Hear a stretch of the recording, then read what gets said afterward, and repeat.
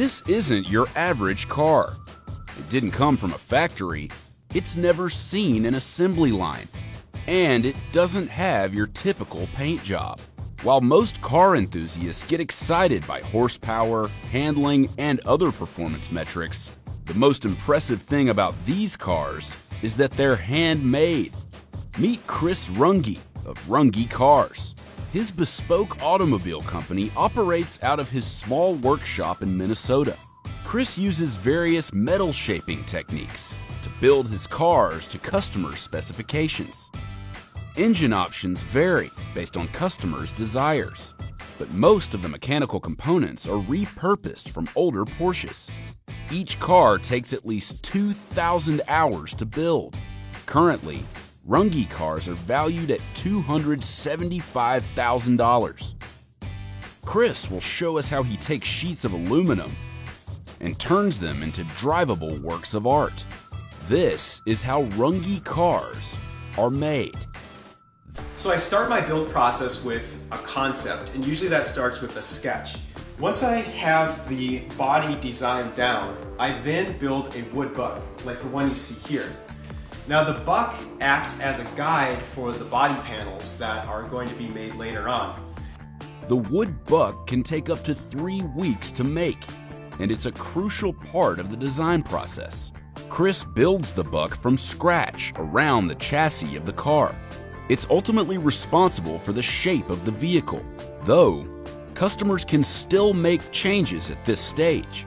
Once I have the buck designed, I then start building a tube buck, like the one you see down here. The aluminum tubes stay in place on the finished car, and the aluminum bodywork that you see actually gets bonded to it. After the tube buck is complete, Chris builds the internal paneling and integrates a steel safety cage into the frame of the car. Now, he can begin his metal shaping process for the exterior. Chris uses 4 tools to shape the metal: the English wheel, reciprocating hammer, radius brake, and the bossing mallet and shot bag. He uses these tools to shrink and expand the metal. Chris uses the tube buck as his guide for shaping the metal. Here, you can see him carefully lining the raw aluminum to the body of the car. He marks off the point where the metal should bend. Then, he uses the radius brake to get the desired bend.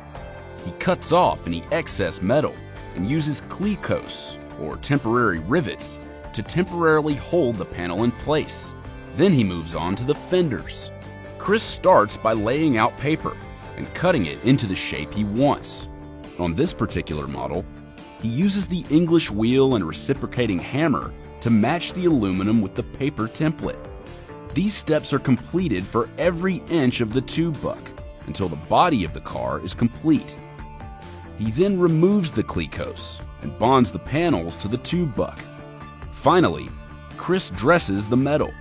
Dressing means to smooth out welds and rivets, then polish the car to a perfect shine.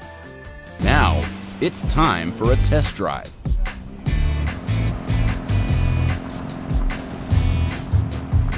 Would you get behind the wheel of this metal masterpiece?